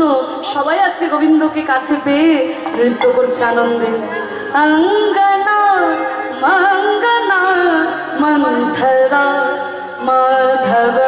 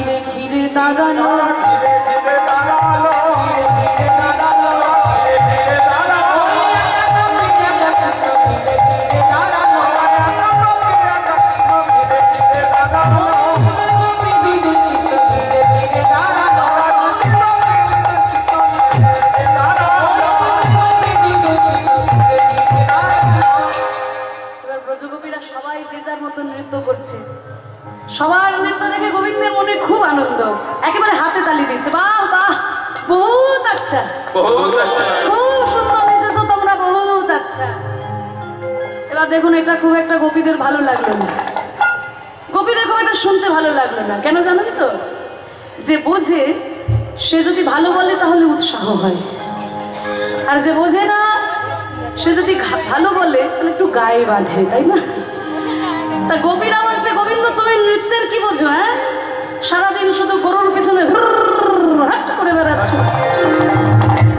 তাই না? আর আমাদের নৃত্য দেখে একেবারে হাতে তালি দিয়ে দিলে। কথায় আছে বাবা, বুঝলে এক আর না বুঝলে আরেক। একটু একটু ছোট্ট করে উদাহরণ দিয়ে বলি, বুঝতে পারবে। ও মা, দুই ভাই পাশাপাশি বাড়িতে থাকে, বুঝলে তো? বড় ভাই যা বলে ছোট ভাই তাই শুনতে পায়, ছোট ভাই যা বলে বড় ভাই তাই শুনতে পায়। এবার লাগো দ্বন্দ্ব। ভাই প্রতিদিন শোনে, দাদা প্রতিদিন ঘুমোবার আগে বলে পদ্ম নাভ। ভাই মনে মনে চিন্তা করে ব্যাপারটা কি। আসলে ভাই জানে দাদা না দাদা, দাদার তো গাধা, সেটা তো ভাই জানে না। এবার দাদা যেটা বলে সেটা ঠিকই বলে। কৃষ্ণের তো অনেক নাম আছে, শয়নে পদ্ম নাভ, ভোজনে জনার্দন। অনেক সময় ভোজনে বিপদ হয়, যদি জনার্দন বলে ভোজন শুরু হয়, ভোজন বিপদ হবে না। যাত্রাকালে বামন, জলে নামার আগে বরহাঞ্চ, এরকম অনেক নাম আছে। তা শয়নে পদ্মনাভ, তবে সেটা দিনের বেলা নয়, রাত্রিবেলা। এবার দাদা প্রতিদিন ঘুমাবার আগে বলে পদ্মনাভ। ভাই মনে মনে চিন্তা করে ব্যাপারটা কি। আজকে কিন্তু ভাই কান পেতে শুনছে, দাদা বলছে পদ্মনাভ, পদ্মনাভ, পদ্মনাভ। ভাই বলছে বুঝতে পেরেছি, আমি আজকে বুঝতে পেরেছি। ওই দাদার বউয়ের নাম পদ্মা। তাই দাদা প্রতিদিন ঘুমোবার আগে বউয়ের নাম নিয়ে ঘুমায়, তাই দাদার সংসারে এত আয় উন্নতি। তাহলে আজ থেকে আমিও আমার বউয়ের নাম নিয়ে ঘুমবো। এই বলে তার বউয়ের নাম হচ্ছে ফেদি, সেও প্রতিদিন ঘুমোবার আগে বলে ফেদি না ভো, ফেদি না ভো, ফেদি না ভো। তা এই হচ্ছে বুঝলে আগে না বুঝলে আগে। তা গোবিন্দ তুমি নৃত্যের কি বোঝো? আমাদের নৃত্য দেখে হাতে তালি দিয়ে দিলে মানে ঠিক আছে, আমি বুঝি আর না বুঝি, তোমরা এই সবাই একসঙ্গে নৃত্য করলে তো ঠিক বোঝা যাচ্ছে না। তা একা একা যদি নৃত্য করা যায় তাহলে বোঝা যাবে। তাহলে কে নৃত্য করবে? বলে কেন তোমাদের রাধারানীকে বলো নৃত্য করতে। কেন রাধারানী আগে কেন নৃত্য করবে? আহা, রাধারানী হচ্ছে রাজার মেয়ে, রাজার মেয়ে কিন্তু নৃত্য পটীয়সী।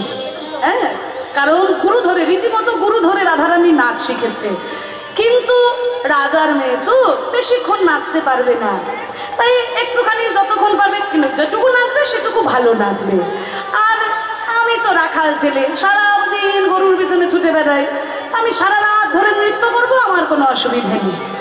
রাধারানী যেহেতু অল্প নাচতে পারবে, বেশিক্ষণ নাচতে পারবে না, তো রাধারানী আগে নেচে নি, তারপরে আমি নাচবো। এবার এটা বাইরের কথা, মনে মনে গোবিন্দ ভাবছে ওরে বাবারে, রাধারানী তো গুরু ধরে নাচা শিখেছে, কত ভালো নাচতে পারে রাধারানী। আর আমিও নাচা শিখেছি ওই বড় বড় গরু ধরে, বড় বড় গরু ধরে আমি নাচা শিখেছি। রাধারানী যখন নাচবে ওই নাচের দু একটা কায়দা আমি শিখে নেব, সেই নাচ আমি সারা রাত চালিয়ে দেবো।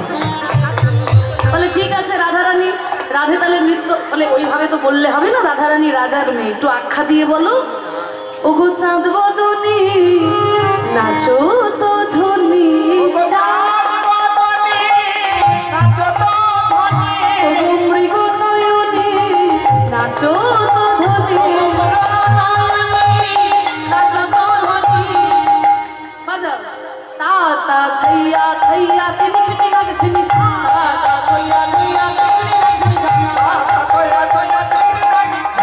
বাজাও তিনি কেটে লাগছে নি, বাজাও তিনি কেটে লাগছে নি, বাজাও তিনি কেটে লাগছে নি, তিনি কেটে লাগছে নি, তিনি কেটে লাগছে নি, তোমাকে নাচতে হবে।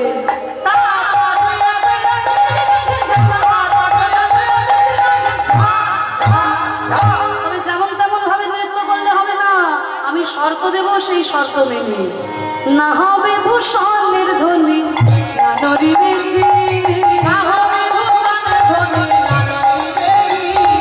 দ্রুত গতি চরণে, দ্রুত গতি চরণে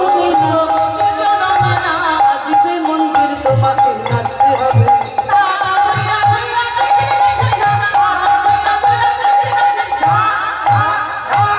তোমার এই বসনের ধ্বনি হবে না, চরণে যে নুপুর পরে আছে নুপুরের কোনো শব্দ হবে না। আর তাল, এবার আসছে তালের কথায়। কি তাল? যেই তালে আমি বাঁশি বাজাবো সেই তালে তোমাকে নৃত্য করতে হবে। বিষম সংকট তালে বাজাইব বাঁশি, অনুরঙ্গের মাঝে নাচবে। এই বাঁশি দিয়ে আমি একটা ধনুকের চিহ্ন এঁকে দেবো, এই ধনুকের চিহ্নের মাঝখানে নাচতে হবে। এই ধনু অঙ্কের মাঝে নাচ, বুঝিব প্রিয়সী কেমন নাচতে পারো।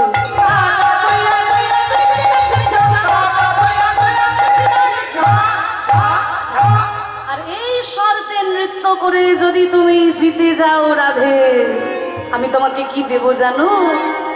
জিনিলে তোমারে দেব মোহন মুরলী,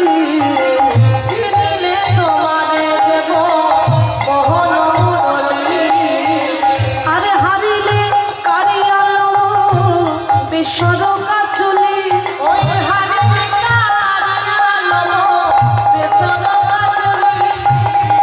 জিতে গেলে আমার সব থেকে সাধের, আমার মূল্যবান জিনিস মুরলী তোমাকে দেব বাঁশি, আর যদি হেরে যাও বেসর কাচলি কেড়ে দেবো। ঠিক আছে, তাহলে নৃত্য করো। রাধারানী রাসমঞ্চে নৃত্য করছেন, ও মায়েরা একটু উলুধ্বনি দাও।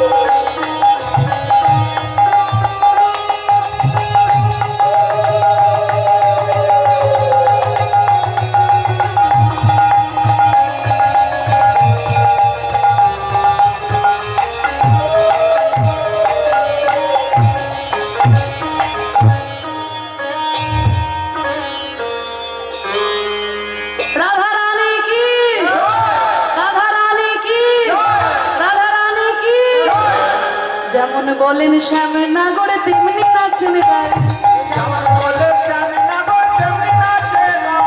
যেমন বলেন শ্যামনগরে তেমনি নাচেন গায়। ওই মুরলি লুকায় শ্যাম চারি পানে চায়, যেমন ভাবে বলছে তেমন ভাবেই যখন নৃত্য করছে গোবিন্দ আমার বাঁশিটাকে লুকিয়ে এদিক ওদিক তাকাচ্ছে। ব্রজগোপীরা এসে বলছে কি এদিক ওদিক তাকাচ্ছ কি, আমাদের রাধারানী তো জিতে গেছে, বাঁশিটা দাও। গোবিন্দ মনে মনে ভাবছে রে আমার মুরলি গেল, মুরলি গেল, রাধা নাচিছে ভালো, মুরলি গেল। সবাই বলে রাই বিজয় নাগর হারিলে, দুঃখিনী কহন গোপী মণ্ডলী হাসালে। দাঁড়াও আমি রাধারানী কি করে জিতে গেল, আমি তো নৃত্যই করলাম না, রাধারানী জিতে গেল। ও বাবা তোমার আবার নৃত্য করার ইচ্ছা, তাই বল হ্যাঁ আমি নৃত্য করবো না, সে আমি যেমনই পারি না কেন আমিও নৃত্য করব। তা দেখুন মেয়েদের নৃত্য হচ্ছে লাস্য, হ্যাঁ, আর ছেলেদের নৃত্য হচ্ছে তাণ্ডব। তা রাধারানী ওই জন্য আগে নৃত্য করলেন, তারপরে কৃষ্ণ নৃত্য করবেন। তা শোনো, তুমি যেমন আমাদের রাধারানীকে শর্ত দিয়েছো, আমরাও কিন্তু তোমাকে তেমনই শর্ত দেব। ওগো শ্যাম তোমাকে নাচতে হবে বাঁকা শ্যাম, বাঁকা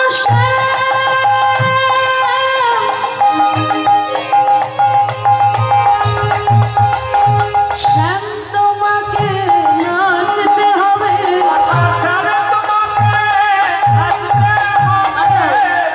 দৃগতা ঝিনা খেটা খোগুর লাগছে নিছা, বাজাও থোগুর লাগছে নিছা, বাজাও থোগুর লাগছে নিছা, বাজাও থোগুর লাগছে নি, থোগুর লাগছে নি, থোগুর লাগছে নিছা, তোমাকে নাচতে হবে।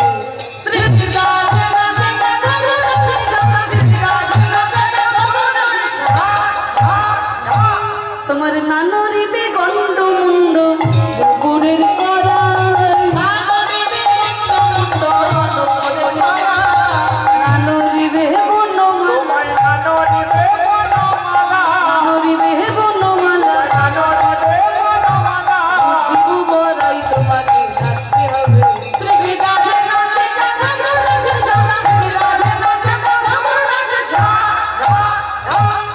তাহলে গলার বনমালা দুলবে না, চরণে নুপুর দুলবে না, শব্দ হবে না, আর মাথা নড়বে না, গাল নড়বে না। নানরিবে ক্ষুদ্র ঘণ্টি শ্রবণের কুণ্ড,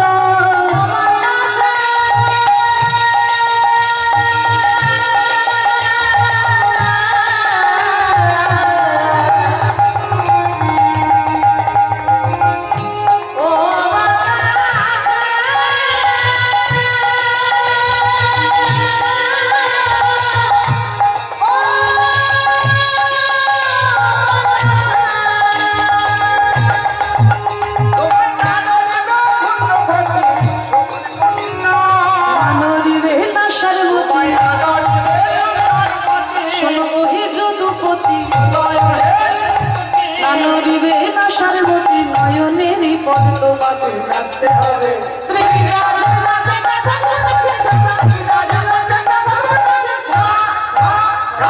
দাঁড়াও, আমি না হয় নৃত্য করব, কিন্তু বাজাবে কারা? আমরা বাজাবো। তোমরা বাজাবে? কারা বাজাবে তোমরা? এই যে দেখছো আমাদের অষ্টসখী সবাই একটা যন্ত্র বিশারদ।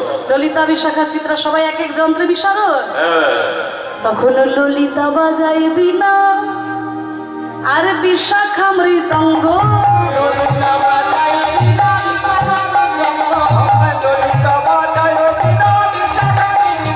সুচিত্রা বাজায় সপ্ত স্বরারাই দেখে রঙ্গ। গোবিন্দা কপিলা স্তম্ভুরা রঙ্গ দেবী। আরে ইন্দুরেখা বিনাক বাজায় মন্দিরাসু দেবী। বাজাতে লাগিল শ্যামকে নাচাবে বলে, বাজাতে লাগিল।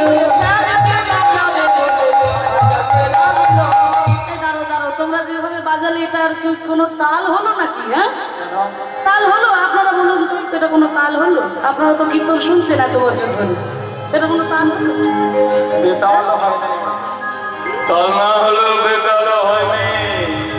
বলছে আমাদের তাল যদি না হয় তাহলে বেতালও হয় না।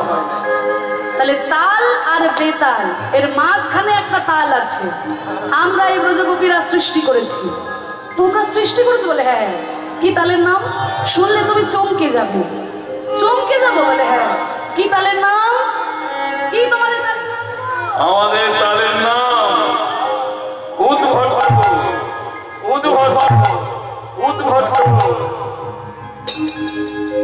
উদ্ভট্ট তালি যদি হারো বনমালী। আমরা কি করবো জানো? বেশি কিছু করবো না। তোমার এই মাথার চূড়া আর হাতের বাঁশি, ওই চূড়া বাঁশি কেড়ে নিয়ে দেব করতালি।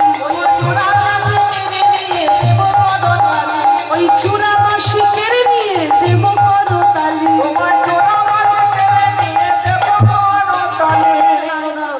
আমি হেরে গেলে আমার চূড়া আমার বাঁশি কেড়ে নেবে, কিন্তু যদি জিতে যাই, জয় কি তোমার কোনোদিন হয়েছে?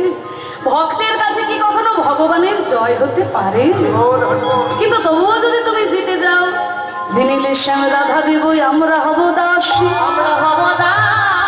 নইলে কারাগারে রাখবো দুঃখিনী শুনে হাসি।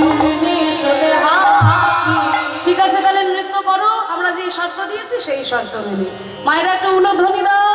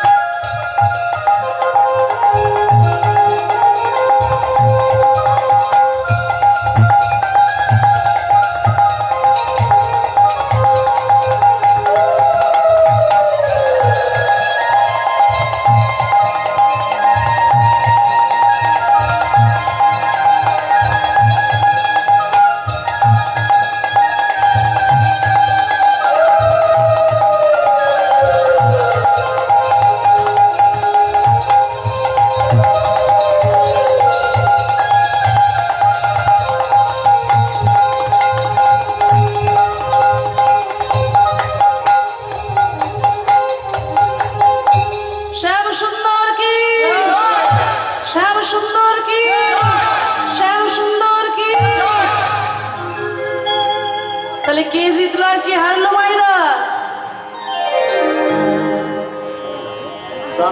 রাধারানী জিতেছে আর ওরা বাবারা বলছে শ্যাম সুন্দর জিতেছে। বললে হবে না? ঠিক আছে, বেশ বেশ, আমি এখনই মিটিয়ে দিচ্ছি তোমাদের সমস্যা। আমি যখন বলবো রাধারানী কি, মায়েরা জোর করে উলুধ্বনি দেবে। আর যখন বলবো শ্যাম সুন্দর কি, বাবারা জোর করে জয়ধ্বনি দেবে। দেখবো কাদের জোর বেশি। যাদের জোর বেশি হবে সেই জিতে যাবে, ঠিক আছে?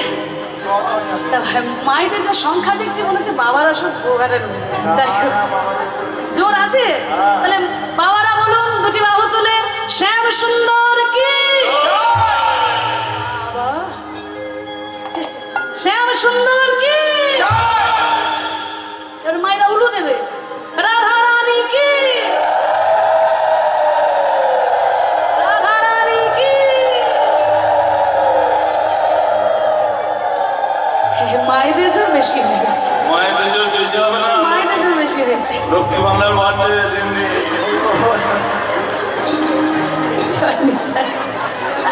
কি করে আমার আরেকবার দেখবো নাকি? শ্যাম সুন্দর হেরে যাবে, তোমরা দেখতে হবে, একটু জোর করে বলো, সবাই ফাঁকি দিচ্ছ। শ্যাম সুন্দর কি, শ্যাম সুন্দর কি, রাধা রানী কি।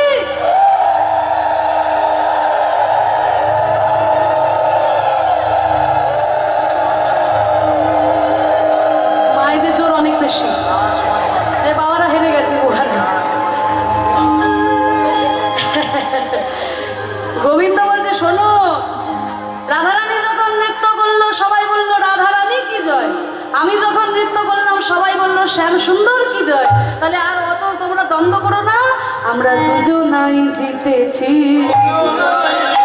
আমরা দুজনাই জিতেছি, শ্যাম রাধা রাধা শ্যাম দুজনাই জিতেছি। রাসমঞ্চে সবাই মিলে নৃত্য করেছে প্রাণবধূ, আর তোমাকে কোথাও যেতে দেব না, তো এই হৃদয়ে লুকিয়ে রাখবো, এত কষ্ট করে তোমাকে কাছে পেয়েছি। আমাদের কাকু বলছিলেন ইংরাজি গান গাইতে একটা, তার আমাদের কষ্ট দেব না, এটা ছোট্ট করে গাইছি। To the temple of my body, to the temple of my body come Ghanshyam.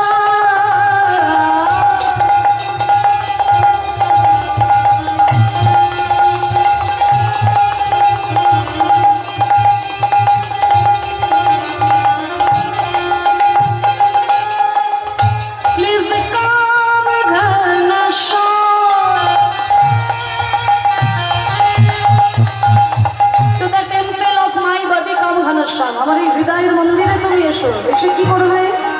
Mind is my fragrant flower, tear is my Ganga shower.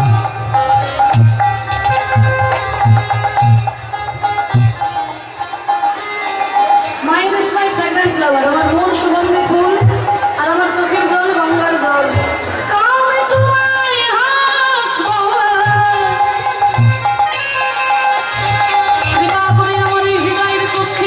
এসে কি করবে? রে নিহিয়ার, মানে আমার এই হৃদয়ে তুমি রাজত্ব করো, রে নিহিয়ার to the temple of my body come Ghanshyam.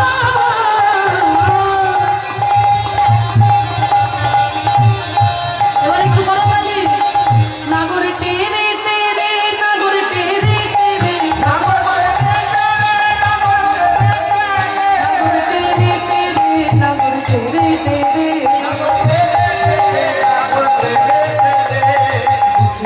Gopi লইয়া যশোদা নন্দন, নাগর টেরে টেরে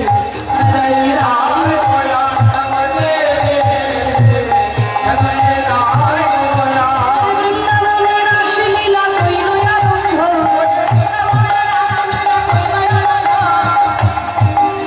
আরে হস্তক বন্ধন করি গোপিকা মণ্ডলী,